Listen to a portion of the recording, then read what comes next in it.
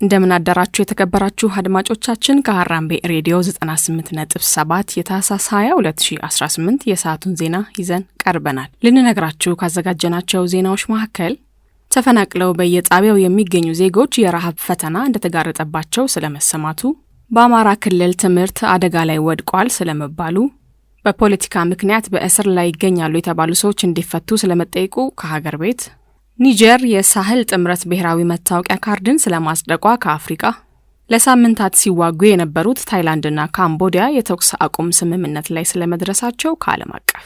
አድማጮች እነዚህንና ሌሎች ከሀገር ቤት ከአህጉርና ከዓለም አቀፍ የተውጣጡ ዜናዎችን የሀገር ቤቱን በማስቀደም ትንሣኤ አበበ አስደምጣችኋለሁ።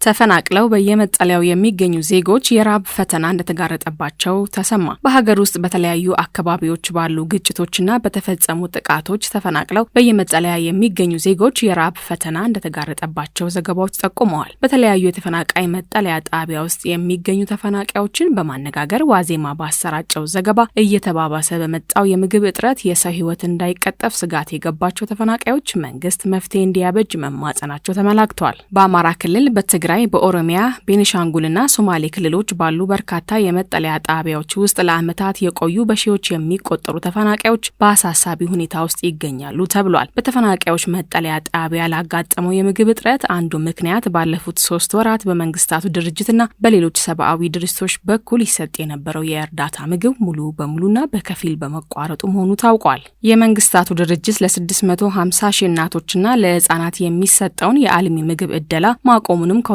ወራት በፊት አስታውቆ እንደነበር ይታወሳል። በአማራ ክልል በደብረ ብርሃን በማዕከላዊ ጎንደርና በሰሜን ወሎ ዞን ጃራ መጠለያ ጣቢያዎች የሚገኙ ተፈናቃዮች መሰረታዊ የሚባሉ እርዳታዎች እንደተቋረጡባቸው በመግለጽ በተለይም የምግብ እርዳታ ላለፉት 3 ወራት በመቋረጡ የከፋ ሁኔታ ላይ እንደሚገኙ አስታውቀዋል። በተመሳሳይ በትግራይ ክልል ህጻጽ፣ በኦሮሚያ ክልል በተለይ ከ10 ሺህ በላይ የድርቅ ተፈናቃዮች ይገኙበታል በተባለው በምስራቅ ቦረና ዞን ደቡልቅ ወረዳ የሚገኙ መጠለያ ጣቢያ የሚገኙ ተፈናቃዮች በከፋ ችግር ላይ መሆናቸውን ዘገባው አመላክቷል። ግጭት ባለባቸው አካባቢዎች ደግሞ ዝርፊያና የጸጥታ ችግሮች የሰብአዊ ድጋፍ አቅርቦቱን የበለጠ ፈታኝ አድርጎታል ተብሏል። መንግስት በበኩሉ ለተፈናቃዮች በቂ እርዳታ እየቀረበ ነው ከሚለው ምላሹ ባሻገር ሀገሪቱ ከምግብ ተረጂነት መውጣቷን ለማወጅ አቅዶ እየተንቀሳቀሰ መሆኑ ይታወቃል።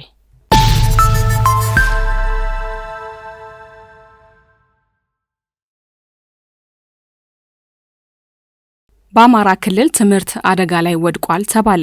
በአማራ ክልል በ2018 የትምህርት ዘመን ለመመዝገብ ከታቀዱት ተማሪዎች መካከል 42 በመቶ የሚሆኑት በተለያዩ ምክንያቶች አሁንም ወደ ትምህርት ገበታቸው አለመመለሳቸውን የክልሉ ትምህርት ቢሮ ያስታወቀ ሲሆን በዚህም በክልሉ ትምህርት አደጋ ላይ መውደቁ ተመላክቷል። የክልሉ ትምህርት ቢሮ ኃላፊ ጥላሁን ወርቅነህ የ5 ወራት የስራ አፈጻጸም ሪፖርት ለአማራ ክልላዊ መንግስት ምክር ቤት ባቀረቡት ወቅት እንደገለጹት በያዝነው ዓመት 7,445,545 ተማሪዎችን ለመመዝገብ ታቅዶ የነበረ ቢሆንም አሁን በትምህርት ገበታ ላይ የሚገኙት 4,003,273 ተማሪዎች ብቻ ናቸው ብለዋል። በክልሉ ከግማሽ ሚሊዮን በላይ የሚሆኑ ተማሪዎች አሁንም ከትምህርት ገበታ ውጪ መሆናቸው እጅግ አሳሳቢ መሆኑንም ኃላፊው ገልጸዋል። ለዚህ ዋነኛ መንስኤ በክልሉ ያለው የጸጥታ ችግር መሆኑን ጠቁመው የህፃናት ዕጣ ፈንታ አደጋ ላይ እንዳይወድቅ ያሰጋል ብለዋል። በተመሳሳይ በዚሁ የጸጥታ ችግር ምክንያት ከ23,000 በላይ መምህራን ወደ ስራ አልተመለሱም ተብሏል። የክልሉ ርዕሰ መስተዳደር አቶ አረጋ ከበደ በበኩላቸው ለተማሪዎች በትምህርት ገበታ አለመገኘት ዋነኛው ችግር ግጭት ነው የሚለውን እንደማይቀበሉት በመግለጽ ከግጭቱ በፊትም ትምህርት በክልሉ ችግር ውስጥ የነበረ ዘርፍ ነው ብለዋል። ይህ በእንዲህ እንዳለም ህጻናትን ጨምሮ የተሻለ ኑሮ ፍለጋ የአማራ ክልልን ለቆ ወደ ስደትና ወደ ተለያዩ አካባቢዎች የሚፈልሰው የክልሉ ተወላጅ መጠን እጅግ አስደንጋጭ መሆኑን የክልሉ ምክር ቤት አባላት በዚሁ ስብሰባ ላይ ተናግረዋል። በአማራ ክልል ከዚህ ቀደም የስደት ልማድ የሌለባቸው አካባቢዎች ሳይቀር አሁን ስደት ልምድ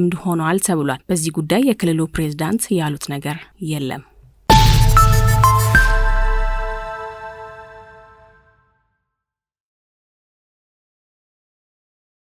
በፖለቲካ ምክንያት እስር ላይ ይገኛሉ የተባሉ ሰዎች እንዲፈቱ ተጠየቀ። በፖለቲካና በማንነት ምክንያት ለእስር የተዳረጉ ናቸው ያሏቸው ፖለቲከኞችና የመገናኛ ብዙሃን ባለሙያዎች እንዲፈቱ የኢትዮጵያ ሕዝባዊ አብዮታዊ ፓርቲ ኢህአፓ ጠየቀ። ፓርቲው አመራሮቹ በቂሊንጦ ማረሚያ ቤት የሚገኙ እስረኞችን ከጎበኙ በኋላ ባወጣው መግለጫ የሰብአዊ መብት ተቆርቋሪ ድርጅቶችና ዓለም አቀፉ የዲፕሎማቲክ ማህበረሰብ በፖለቲከኞች ላይ የሚፈጸመው እስራት እንዲቆም መስራት ይጠበቅባቸዋል ብለዋል። በአሁኑ ወቅት በእስር ላይ የሚገኙት አቶ ዮሐንስ ባያለውና በነ ዶክተር ወንደሰን አሰፋ መዝገብ ስር ያሉ ፖለቲከኞችና የመገናኛ ብዙሃን ባለሙያዎች ከእስር እንዲለቀቁ ጠይቋል። በተመሳሳይ የኢትዮጵያ ሰብአዊ መብቶች ጉባኤ ኢሰመጉ ዓለም አቀፍ የሰብአዊ መብቶችን ቀንን አስመልክቶ ታህሳስ 1 ቀን ባወጣው መግለጫ መንግስት እስር ላይ የሚገኙ ፖለቲከኞችንና ጋዜጠኞችን ክስ በማቋረጥ እንዲሁም ለተፈረደባቸው ታራሚዎች ይቅርታ በማድረግ የፖለቲካ ምህዳሩን እንዲያሰፋ መጠየቁ ይታወሳል።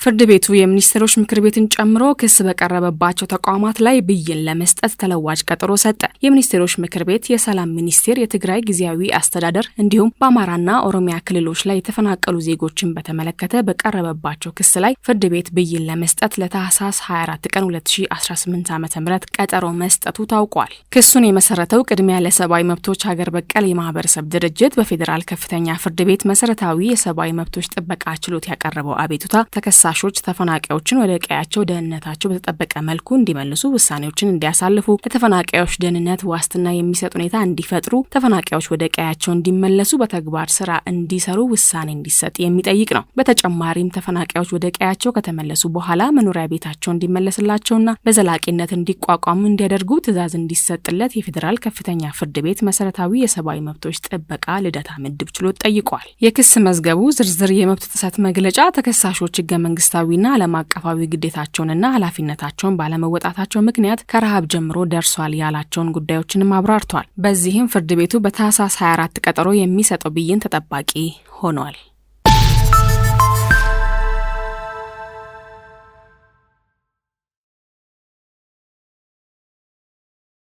የፕላስቲክ ምርቶችን የሚከለክለው አዋጅ የትግበራ ጊዜ እንዲራዘምላቸው ሱፐርማርኬቶችና አምራቾች ጠየቁ። ለአንድ ጊዜ አገልግሎት የሚሰጡ የፕላስቲክ ምርቶችን ከአንድ ወር በኋላ መጠቀም የሚከለክለው አዋጅ የትግበራ ጊዜ እንዲራዘምላቸው ሱፐርማርኬቶችና አምራቾች ጠይቀዋል። የአካባቢ ጥበቃ ባለስልጣን በበኩሉ አዋጁ ተግባራዊ ከመደረጉ አስቀድሞ የሰጠው የ6 ወራት የሽግግር ጊዜ እንዳይራዘም አስታውቋል። በግንቦት 2017 ዓ.ም የጸደቀው የደረቅ ቆሻሻ አያያዝና አወጋገድን የሚመለከት አዋጅ ለአንድ ጊዜ ብቻ ጥቅም ላይ የሚውል ፕላስቲክ ማምረት፣ ለገበያ ማቅረብ፣ ወደ ሀገር ውስጥ ማስገባት፣ መሸጥ፣ ማከማቸት ወይንም መጠቀምን ከልክሏል። ስስ ፌስታሎችን በብዛት የሚጠቀሙ የንግድ መደብሮች ለአንድ ጊዜ አገልግሎት የሚውሉ የፕላስቲክ ከረጢቶችን የሚተኩ አማራጭ ምርቶች በገበያ ላይ እንደልብ አለመኖራቸው አዋጁን በተቀመጠለት ጊዜ ተግባራዊ ለማድረግ እንቅፋት እንደሚሆን በማስረዳት የጊዜ ገደቡ እንዲራዘምላቸው ጠይቀዋል።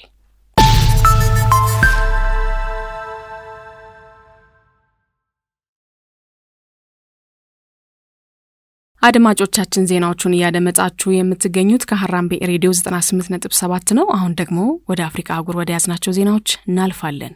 ኒጀር የሳህል ጥምረት ብሔራዊ መታወቂያ ካርድን አጸደቀች። ኒጀር ከሳህል ሀገራት ጥምረት ደረጃዎች ጋር የተጣጣመ ደህንነቱ የተጠበቀና ባለብዙ ተግባር ኤሌክትሮኒክ ስማርት ካርድ ማስተዋወቋን ኦል አፍሪካ ድረገጽ ያሰራጨው ዘገባ ያመላክታል። እርምጃው በሳህል ሀገራት መካከል ሊመሰረት ለታሰበው ኮንፌዴሬሽን ውስጥ የሰዎች ነጻ እንቅስቃሴን ከወዲሁ ለማመቻቸት ያለመ ነው ተብሏል። በተጨማሪም ቀጠናዊ ውህደትን ለማጠናከር ዘመናዊና አስተማማኝ ነው የተባለው ብሔራዊ መታወቂያው ወሳኝ መሆኑ ተጠቁሟል። እድሜያቸው 15ና ከዚያ በላይ የሆኑ ሁሉም የኒጀር ዜጎች መታወቂያ ካርዱን ማውጣት ግዴታ መሆኑንም ዘገባው አመላክቷል። ብሔራዊ መታወቂያ ካርዱ የጣት አሻራ፣ የፊት፣ የአይንና ሌሎችም የአካል ክፍል መረጃን የሚይዝ ነውም ተብሏል።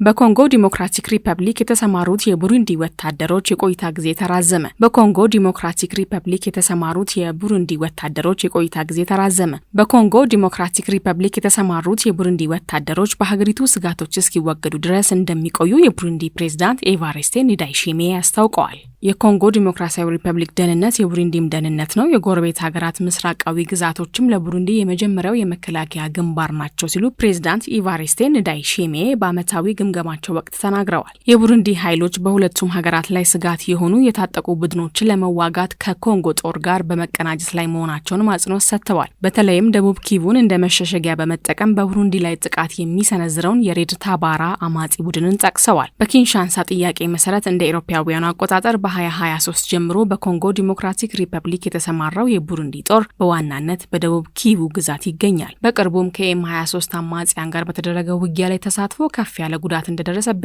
መዘገቡ ይታወሳል።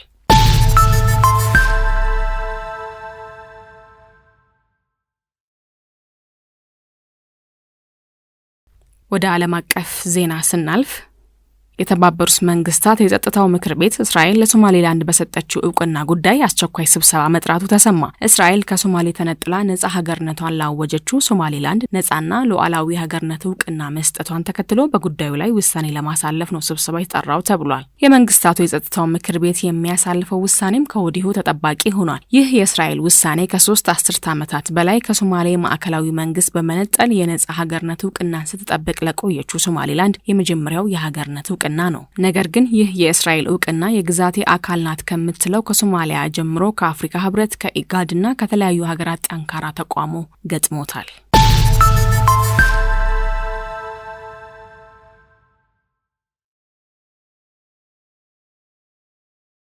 ለሳምንታት ሲዋጉ የነበሩት ታይላንድና ካምቦዲያ የተኩስ አቁም ስምምነት ላይ ደረሱ። ታይላንድና ካምቦዲያ አስቸኳይ የተኩስ አቁም ላይ ለመድረስ መስማማታቸውን የሁለቱ ሀገራት የመከላከያ ሚኒስቴሮች ባወጡት የጋራ መግለጫ አስታውቀዋል። ሁለቱም ወገኖች ሁሉንም ወታደራዊ እንቅስቃሴ ለመግታትና በድንበር አካባቢዎች የሚኖሩ ሰላማዊ ሰዎች ወደ የቤታቸው እንዲመለሱ ለመፍቀድ ተስማምተዋል። ይህ ስምምነት ቢያንስ 41 ሰዎች እንዲገደሉና 1 ሚሊዮን ገደማ ሰዎች እንዲፈናቀሉ ምክንያት የሆነውን ለሳምንታት የዘለቀ ከፍተኛ የድንበር ውጊያ የሚያስቆም ነው ተብሏል። የተኩስ አቁሙ ተግባራዊ ከሆነ ከ72 ሰዓታት በኋላ በታይላንድ የተያዙ 18 የካምቦዲያ ወታደሮች እንደሚለቀቁ መግለጫው ያስረዳል። እዚህ ስምምነት ላይ የተደረሰው የታይላንድና የካምቦዲያ ባለስልጣናት ጦርነቱን ለማስቆም ለበርካታ ቀናት ንግግር ካደረጉ በኋላ ነው። አድማጮች ዜናዎቹ አብቅተዋል። ከመሰናበታችን በፊት የነገርናችሁን የዜና ርዕሶች እናስታውሳችሁ።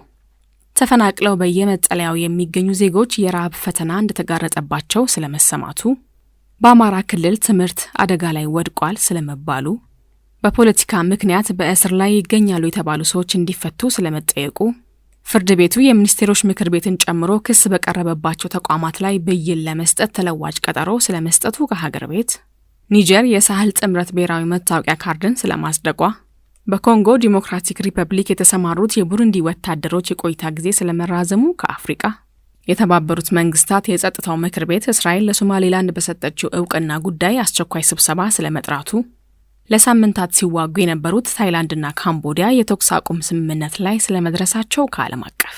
አድማጮች ለሰዓቱ ያዝናቸው ዜናዎች እነዚህን ይመስሉ ነበረ። ከዜናዎቹ ጋር ትንሳኤ አበበ ነበርኩ። ከቀሪ የአራምቢ ሬዲዮ ዝግጅቶች ጋር መልካም ጊዜ ይሆንላችሁ።